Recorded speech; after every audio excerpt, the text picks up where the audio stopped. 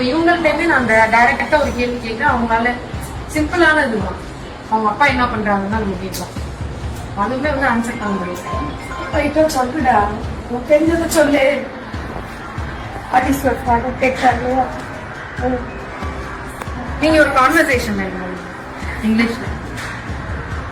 உறவுகளுக்கு வணக்கம். தொழில்துறை அமைச்சர் கீர்த்தனாவுக்கு தொடக்கப்பள்ளியில் என்ன வேலை? அமைச்சர் ராஜ்மோகன் லீவா? ஒரு குழந்தைய என்கரேஜ் பண்ணலான்னு பரவாயில்ல, அவங்கள டீமோட்டிவேட் பண்ண வேணாம், அவங்க மனசை காயப்படுத்த வேணாம். ஏன் உங்கள் கட்சியில் இருக்கிறவங்க எல்லாத்துக்குமே இங்கிலீஷ் தெரியுமா? தமிழே தெரியாது, எம்பளத்தி இட்டுன்னு போகிறது. அதான் ஏன் உங்களுக்கே இங்கிலீஷ் வராது? அப்படி இருக்கும்போது அந்த பிள்ளைய கஷ்டப்படுத்துறீங்களே, இதெல்லாம் உங்களுக்கு செட் ஆகாது. உங்கள் தொழில்துறை ஏஎம்கே ஆட்சியில் பள்ளி கல்வித்துறை அமைச்சராக இருந்த அன்பில் மகேஷ் பொய்யாமொழி, அவர்கிட்ட போய் நீங்கள் பாடம் கற்றுட்டு வரணும். குழந்தைகள்கிட்ட எப்படி பேசணும், எப்படி நடக்கணும், எப்படி கையாளணும். நீங்கள் தான் அதுக்கு வரலையே, ரீல்ஸ் போட்டு டான்ஸ் ஆடத்தானே வந்தீங்க. இதெல்லாம் உங்களுக்கு செட் ஆகாது.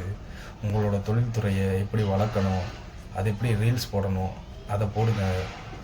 இல்லைனா சிவகாசிக்கு போய் பட்டாசு ஆலையை பாருங்கள், அதான் நல்லது. நன்றி.